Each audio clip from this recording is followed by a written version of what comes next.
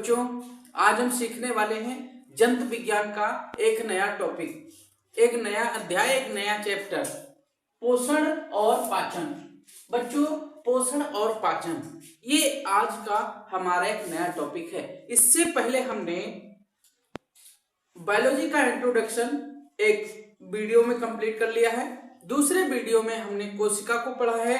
तीसरे वीडियो में हमने तीसरे अध्याय में हमने आपका कोशिका विभाजन पढ़ा है और चौथे अध्याय में हमने ऊतक पढ़ा है।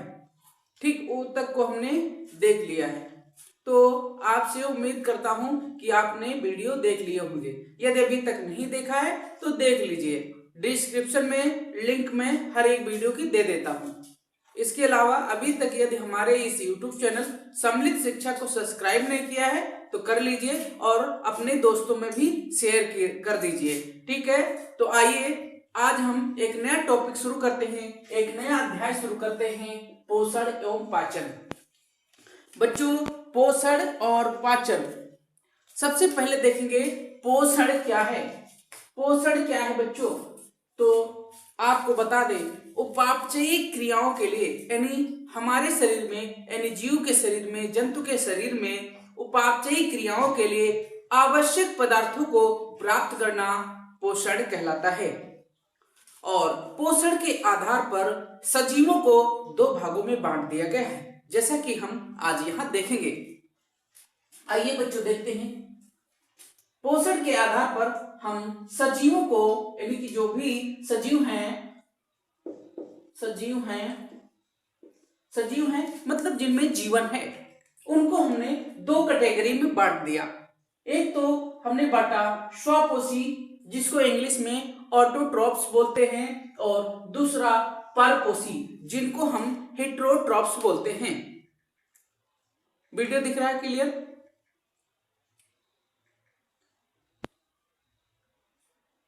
एक मिनट बच्चों, देखता हूँ वीडियो दिख रहा है क्लियर? ठीक है, ठीक है।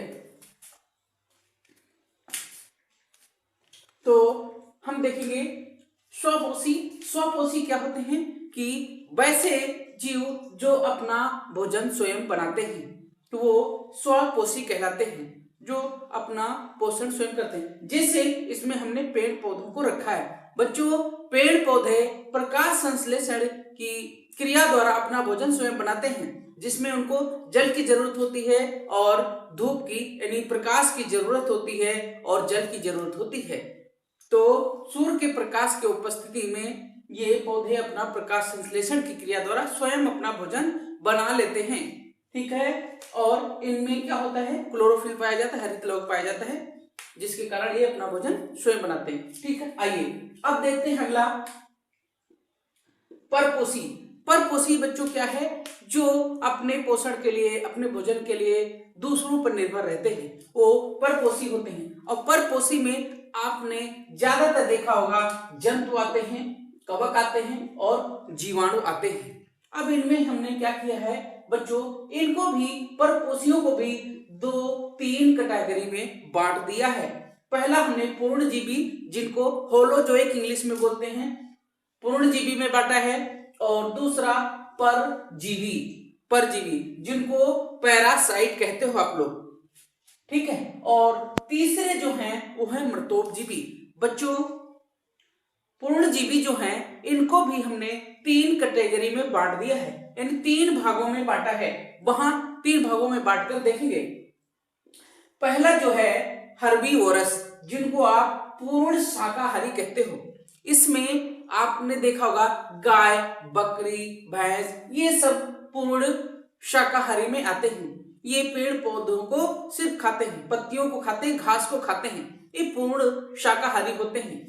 अगला हम देखेंगे जो पूर्ण मांसाहारी होते हैं, इनको कार्निवोरस बोलते हैं। ये सिर्फ अन्य जंतुओं का मांस खाते हैं, जैसे कि आपने देखा होगा बाघ, भेड़िया, ये सब क्या करते हैं, दूसरे जीवों को मारकर खा जाते हैं, यानी ये मांस का भक्षण करते हैं, इसीलिए इनको पूर्ण मांसाहारी कहा गया है।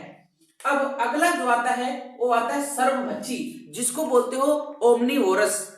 ऐसे जीव जो क्या करते हैं, शाक भी खा लेते हैं, और मांस भी खा लेते हैं, ठीक है, और क्या है, मतलब सब कुछ खा लेते हैं। ऐसे जीव आते हैं सर्वभक्षी में। इसमें आपने देखा होगा मनुष्य को, मनुष्य सर्वभक्षी है, ओमनिवोरस है, सब कुछ खा लेता है, ठीक है। हालांकि ये बात अलग है कि कुछ लोग मांस का सेवन नहीं करते हैं, लेकिन मनुष्य को फिर भी इसमें रखा गया है, ठीक है। आइए अब देखते हैं जो पूर्णजीवी हैं, इनकी एक स्पेशल कैटेगरी होती है जिनको स्कैवेंजर्स बोलते हैं। बच्चों स्कैवेंजर्स वह जीव होते हैं जो मरे हुए जंतुओं को खाते हैं, यानी मरे हुए जंतुओं को खाकर अपना पोषण प्राप्त करते हैं, यानी अपना भोजन प्राप्त करते हैं। तो इसमें चील आता है, गिद्ध आता है, इन्हीं को पृथ्वी का सफाई कर्मी भी कहते हैं। बच्चों अब तो गिद्ध बहुत कम पाए जा रहे हैं, नहीं तो कोई भी जीव जहां मर जाता था ये बहुत सारे गिद्ध आके और उस घंटों में मिनटों में साफ कर देते थे, लेकिन अब विलुप्त हो रहे हैं, ठीक है। तो ये रही बात पूर्णजीवी की। आप देखेंगे कि परजीवी क्या है, पैरासाइट क्या है। अपने कई मित्रों को आप लोग बोल देते हो आप पैरासाइट बने हो। पैरासाइट का मतलब कि परजीवी मतलब जिनमें पाचन तंत्र नहीं पाया जाता है और ये दूसरे जीवों पर निर्भर रहते हैं। परजीवी जीव दूसरे जीवों पर निर्भर रहते हैं। इनको भी हमने दो कैटेगरी में बांट दिया है।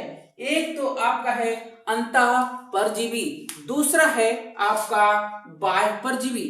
अंतः परजीवी में आपने देखा होगा बच्चों, जो क्या करते हैं, पेट में रहते हैं, पेट के अंदर रहते हैं, यानी शरीर के अंदर रहते हैं। जैसे आपने देखा होगा फीता कृमि, एक बच्चों में स्कैरिस देखा होगा, और गोल कृमि, ये क्या होते हैं, आंत में पाए जाते हैं और वहीं से अपना पोषण प्राप्त करते रहते हैं।